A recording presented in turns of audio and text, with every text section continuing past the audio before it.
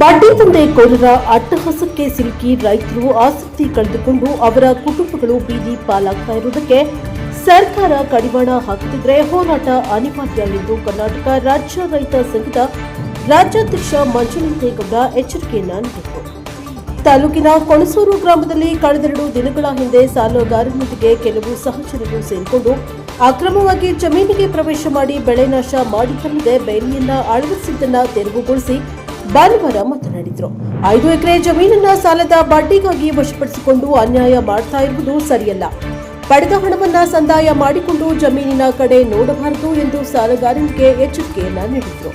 ಜೊತೆಗೆ ಇಟ್ಗಳ್ಳಿ, ನರಳಾಪುರ, ಆಲನಹಳ್ಳಿ, ಹಸ್ವಾಳು, ಬೆಕ್ಯ, ನಂದಿಪುರ, ಕೊತ್ತಬಳ್ಳಿ, ಆರ್ತುಂಗ ಸೇರಿದಂತೆ ಇನ್ನಿತರ ಗ್ರಾಮಗಳಲ್ಲಿನ ರೈತರು ಮತ್ತು ದಲಿತರು ವಿವಿಧ ರೀತಿಯ ಹಣದ ಸಮಸ್ಯೆಯ ಕಾರಣಗಳಿಗಾಗಿ ಸಾಲದ ರೂಪದಲ್ಲಿ ಬಡ್ಡಿದಾರರಿಂದ ತಮ್ಮ ಜಮೀನುಗಳನ್ನು ಪೂರ್ಣವಾಗಿ ಒತ್ತಿ ಇಟ್ಟು ಸಾಲ ಪಡೆದುಕೊಂಡಿದ್ದಾರೆ.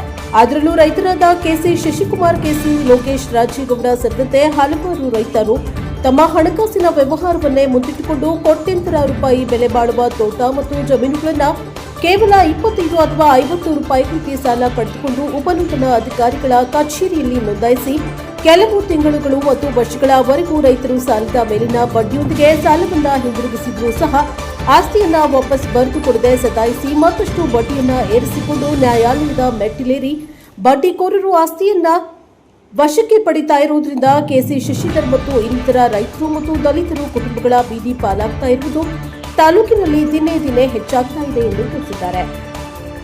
ಸಾಲ ನೀಡಿದ ಬಡ್ಡಿ ದಂಧೆಕೋರರು ರೈತರು ತಮ್ಮ ತೋಟ ಹಾಗೂ ಜಮೀನಿನಲ್ಲಿ ಬೆಳೆಯಲಾಗಿದ್ದ ಬೆಳೆಯನ್ನ ನ್ಯಾಯಾಲಯದಲ್ಲಿ ಸ್ವಾಧೀನಕ್ಕೆ ಪಡೆಯುವ ಯಾವುದೇ ಸ್ಪಷ್ಟ ಆದೇಶ ಇಲ್ಲದಿದ್ರೂ ಸಹ ಧ್ವಂಸ ಮಾಡಿ ತೋಟದ ತೆಂಗಿನ ಮರಕ್ಕೆ ಸಿಸಿ ಕ್ಯಾಮೆರಾವನ್ನ ದಬ್ಬಾಳಿಕೆಯಿಂದ ಅತಿಕ್ರಮವಾಗಿ ಅಳವಡಿಸಲಾಗಿದೆ ಎಂದು ಶಶಿಕುಮಾರ್ ದೂರಿದ್ದು, ತಮ್ಮ ಕುಟುಂಬದ ಮಹಿಳೆಯರ ಮೇಲೆ ಹಲ್ಲೆ ನಡೆಸಿದ್ರು. ಈ ಬಗ್ಗೆ ಬೆಟ್ಟದಪುರ ಪೊಲೀಸ್ ಠಾಣೆಗೆ ದೂರು ನೀಡಿದ್ರೂ ಸಹ ಯಾವುದೇ ಪ್ರಯೋಜನವಾಗಿಲ್ಲ ಎಂದು ಶಶಿಧರ್ ತಮ್ಮ ಅಸಹಾಯಕತೆಯನ್ನ ವ್ಯಕ್ತಪಡಿಸಿದರು. ರೈತರು ಮತ್ತು ದಲಿತರು ಈ ಬಡ್ಡಿ ದಂಧೆಕೋರರ ಕುತಂತ್ರಕ್ಕೆ ಸಿಲುಕಿ ಒಂದಲ್ಲ ಒಂದು ರೀತಿಯಲ್ಲಿ ತೊಂದರೆಗೆ ಒಳಗಾಗಿ ಅವರ ಆಸ್ತಿಯನ್ನ ಕಳೆದುಕೊಂಡು ಕುಟುಂಬಗಳು ಬೀದಿ ಪಾಲಾಗ್ತಾ ಇರುವುದನ್ನು ರಾಜ್ಯ ಸರ್ಕಾರ ಮತ್ತು ಜಿಲ್ಲಾಧಿಕಾರಿಗಳು, ಜಿಲ್ಲಾ ಮತ್ತು ಪೊಲೀಸ್ ವರಿಷ್ಠಾಧಿಕಾರಿಗಳು ಈ ಬಗ್ಗೆ ವಿಶೇಷ ತಂಡವನ್ನು ರಚಿಸಿ ಅವರಿಂದ ತನಿಖೆ ನಡೆಸಿ ದಂಧೆಕೋರರ ವಿರುದ್ಧ ಕಾನೂನು ಕ್ರಮ ಕೈಗೊಂಡು ರಕ್ಷಣೆ ಮಾಡಬೇಕೆಂದು ಮಂಜುನಾಥೇಗೌಡ ಆಗ್ರಹಿಸಿದ್ದಾರೆ. ಗ್ರಾಮಸ್ಥರು ಎಲ್ಲರೂ ಒಟ್ಟಾಗಿ ನೊಂದ ಕುಟುಂಬಕ್ಕೆ ಸಹಕಾರ ನೀಡಬೇಕೆಂದು ಸಲಹೆ ನೀಡಿದ ಅವರು ಬೆಂಬಲಕ್ಕೆ ನಿಲ್ಲುವುದಾಗಿ ಭರವಸೆಯನ್ನ ನೀಡಿದರು. ಈ ಸಂದರ್ಭದಲ್ಲಿ ಕರ್ನಾಟಕ ರಾಜ್ಯ ರೈತ ಸಂಘ ಮತ್ತು ಹಸಿರು ಸೇನೆ ಪದಾಧಿಕಾರಿಗಳಾದ ಕಾವೇರಮ್ಮ, ಆನಂದ, ಪ್ರಕಾಶ್, ಕೆಬಿ ಮೂರ್ತಿ, ಕೆಸಿ ರಾಜಶೇಖರಯ್ಯ, ಯೋಗೇಶ್, ಗೌರಮ್ಮ, ವೀರಪ್ಪ ಸೇರಿದಂತೆ ಮತ್ತಿತರರು ಹಾಜರಿದ್ದರು. Bureau report NKS TV4 Piriyapatna. ಒಬ್ಬ ರೈತನಿಗೆ 5 ಎಕರೆ ಜಮೀನು ಅಂದರೆ ಬರೀ 3,70,000ಕ್ಕೆ ಇವತ್ತು ನೋಡಿ ಕರ್ನಾಟಕದಲ್ಲಿ ಯಾವುದೇ ರೈತರಾಗ್ಬೋದು, ಇವತ್ತು ಯಾವುದೇ ಕಾರ್ಡ್ನು ಸುಧಾ ಕೊಡಲ್ವಲ್ಲ. ಇಂಥ ಅನ್ಯಾಯ, ಇಂಥ ದೌರ್ಜನ್ಯ ನಮ್ಮ ತಾಲೂಕಲ್ಲಿ ನಡೀತಾ ಇದೆ ಅಂದರೆ ಇವತ್ತು ತಾಲೂಕಿನ ಅಧಿಕಾರಿಗಳು ಏನು ಮಾಡ್ತಾಯಿದ್ದಾರೆ. ಇವತ್ತು ನಮ್ಮ ಕೊಣಸೂರು ಗ್ರಾಮದಲ್ಲಿ ಒಬ್ಬ ಬಡ ರೈತನ ಮನೆ ಹಾಳಾಗ್ತಾ ಇದೆ. ಇವತ್ತು ಅವನ್ನ ಅನಾಕ್ಷುಕವಾಗಿ ಹೊಡೆದು ಬಡ್ದು ಅವನು ಹಣ ಕೊಡ್ತೀನಿ ಅಂತ ಅವ್ರ ಮನೆಗೆ ಹೋದ್ರು ಸಹ ಅವನ್ನ ಕೂಡಾಕೊಂಡು ಅಮಾನುಷವಾಗಿ ಅವನ್ನ ಕೊಲೆ ಬೆದರಿಕೆ ಹಾಕಿ ಇವತ್ತು ಈ ರೈತರನ್ನ ಇವತ್ತು ಇಲ್ಲಿ ಹಾಳು ಮಾಡ್ತಾಯಿದ್ದಾರೆ. ಇದಕ್ಕೆ ಯಾವುದೇ ಪರಿಹಾರ ಇಲ್ವಾ? ಈ ಸರ್ಕಾರದಿಂದ ಏನು ಮಾಡ್ತಾಯಿದ್ದಾರೆ ಅಧಿಕಾರಿಗಳು? ದಯವಿಟ್ಟು ಇವತ್ತು ನಮ್ಮ ರೈತ ಸಂಘದ ಗಮನಕ್ಕೆ ತಂದಿರೋದ್ರಿಂದ ನಾವೆಲ್ಲರೂ ಬಂದು ಇವತ್ತು ಇಲ್ಲಿ ಗ್ರಾಮಸ್ಥರು ಯಾವುದೇ ಕಾರಣದಲ್ಲೂ ಇವತ್ತೇನು ಕೊಣಸೂರು ಗ್ರಾಮದವರವರೇ ಅವರು ಈ ಆಸ್ತಿನ ಬಿಡಲ್ಲ, ಆ ರೈತನ ಪರವಾಗಿ ನಮ್ಮ ಗ್ರಾಮವೇ ಒಂದಾಗಿ ನಿಂತ್ಕೋತೀವಿ ಅಂತಕ್ಕಂಥ ಮಾತನ್ನು ಭರವಸೆ ಕೊಟ್ಟಿದ್ದಾರೆ ನಮಗೆ. ಅದರಿಂದ ನಾವು ಯಾವುದೇ ಕಾರಣದಲ್ಲೂ ಈ ರೈತನಿಗೆ ಅನ್ಯಾಯಕ್ಕೆ ಬಿಡಲ್ಲ. ಈ ಭೂಮಿ ಹತ್ರ ಅವ್ರನ್ನ ಬರೋಕ್ಕೆ ಯಾವುದೇ ಕಾರಣದಲ್ಲೂ ಬಿಡಲ್ಲ. ಇಲ್ಲಿ ಏನು ಗ್ರಾಮಸ್ಥರು ಎಲ್ಲರೂ ಸಹ ನಿಂತ್ಕೋತಾರೆ. ಅವ್ನು ಏನು ಹಣ ಕೊಟ್ಟವನೇ ಇವತ್ತು ಆ ಹಣ ಕೊಡೋಕ್ಕೆ ನಾವು ಇವತ್ತು ಸಿದ್ಧ. ನೇರವಾಗಿ ಬಂದು ಅವ್ನ ಹಣ ಬಡ್ಡಿ ಸಮೇತ ತೊಗೊಂಡೋಗ್ಲಿ, ಈ ಆಸ್ತಿ ಅಂತೂ ಯಾವುದೇ ಕಾರಣದಲ್ಲೂ ನಾವು ಬಿಟ್ಕೊಡಲ್ಲ. ನಮ್ಮ ರೈತ ಸಂಘದ ಪರವಾಗೂ ಸಹ ಹಾಗೂ ಗ್ರಾಮದ ಪರವಾಗಿ ನಮ್ಮ ತಾಲೂಕು ರಾಜ್ಯದಲ್ಲೇ ಆಗ್ಬೋದು, ಯಾವುದೇ ರೈತ ದರಿದ್ದು ಅಂತ ಹೋಗಿ ಒಂದು 3 ಲಕ್ಷ 2 ಲಕ್ಷ ಕೈ ಚಾಚೋದು ಸಹಜ. ಆ ಹಣ ಕೊಟ್ಟಂಥ ಮನುಷ್ಯ ಪತ್ರವನ್ನು ಯಾವುದೇ ರೀತಿ ತಿರುಗಿಸಿ ಅದನ್ನು ಸುದ್ದ ಕ್ರಾಯ ಅಂತಕ್ಕಂಥ ಪತ್ರವನ್ನು ಮಾಡಿಕೊಂಡು ಇವತ್ತು ಇಂಥ ಹೆಣ್ಣುಮಕ್ಳು ನೋಡಿ ನಮಗೆ ಹೊಟ್ಟೆ ಉರಿತಾ ಇದೆ. ಇಷ್ಟು ಅನ್ಯಾಯ ಮಾಡಿದಾಗ ಅವನು ಅನ್ನ ತಿನ್ನೋದು ಯಾವುದರಲ್ಲಿ? ಇದನ್ನೇ ನಂಬ್ಕೊಂಡು ಜೀವನ ಸಾಗ್ತಕ್ಕಂಥ ರೈತ ಇವತ್ತು ಇವ್ರ ದೌರ್ಜನ್ಯಕ್ಕೆ, ಇವ್ರ ಹಣಕ್ಕೆ, ಇವ್ರ ದರ್ಪಕ್ಕೆ ಒಳಗಾಗಿ ಒಬ್ಬ ರೈತ ಇವತ್ತು ಆತ್ಮಹತ್ಯೆ ಮಾಡ್ಕೊಳ್ಳೋ ಪರಿಸ್ಥಿತಿಗೆ ಬಂದವನೆ.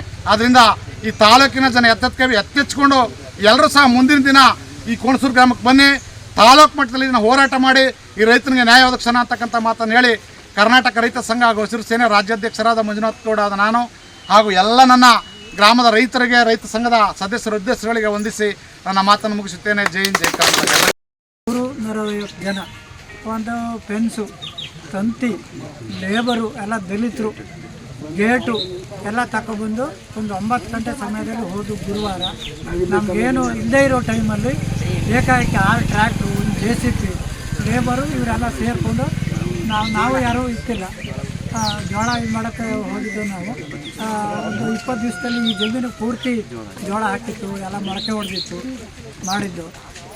ಯಾರಿಗೂ ಗ್ರಾಮದವರು ಸಿಗಿಸ್ಲಿಲ್ಲ ಅಥವಾ ಹೇಳಿಕೆ ಕೊಡಲಿಲ್ಲ, ಯಾರಿಗೂ ಇನ್ಫಾರ್ಮೇಷನ್ ಕೊಡಲಿಲ್ಲ. ನಾವು ಬರ್ತಾಯಿದ್ದೀವಿ ಅಂತ ಏನು ಹೇಳ್ತಾ ಅಕ್ರಮವಾಗಿ ನುಗ್ಗಿ ನಮ್ಮನ್ನು ಈ ರೀತಿ ಎಲ್ಲ ಮಾಡಿಕೊಂಡು ಉದ್ದೇಶಪೂರ್ವಕವಾಗಿ ನಮ್ಮನ್ನು ತೆಗಿಬೇಕು, ನನಗೆ ಭೂಮಿನೇ ಬೇಕು ಅಂತ ಹೇಳಿಕೊಂಡ ಅವನು ಆಲಿಯನ್ನು. ಅದೇ ಪ್ರಸನ್ನ ಅವ್ರಿಗೆ 1.5 ಕೋಟಿಗೂ ಜೋಳ, ಗೊಬ್ಬರ, ಲೇಬರು, ಟ್ರ್ಯಾಕ್ಟ್ರು ಎಲ್ಲ. ಆದ್ದರಿಂದ ನಮಗೆ ಈ ಮೂರ್ತ ಏನು ತಿಳಿದು ನಮಗೆ ನ್ಯಾಯ ದೊರಕಿಸ್ಬಿಟ್ಟು ನಮ್ಮ ಭೂಮಿ ನಮಗೆ ಅವ್ರದ್ದೇನು ಅಷ್ಟು ಬಡ್ಡಿ ನಾವು ಕೊಡೋಕ್ಕೆ ತಯಾರಿದ್ದೀವಿ. ನಾವು ಅಷ್ಟಕ್ಕೆ ನಾವು ಇದ್ದೀವಿ. ಇದ್ರ ಮುಖಾಂತರ ನಾವು ಇಷ್ಟು ತಿಳಿಯೋಕ್ಕೆ ಈ ಒಂದು ರೈತ ಸಭೆಯಲ್ಲಿ ಸೇರಿ ಗ್ರಾಮದವರು ಮತ್ತು ನಮಗೆ ನ್ಯಾಯ ದೊರಕಿಸ್ಕೊಡ್ಬೇಕು ಅಂತ ನಾನು ಈ ಮೂಲಕ ಅಲ್ಲ ಅಂದನ ಬಿಡ್ಬಿಡ್ತಾರೆ.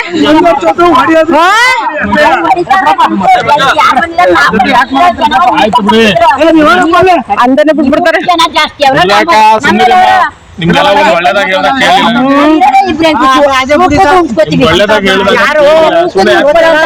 ಇವತ್ತೆಲ್ಲ ದುಡ್ಡು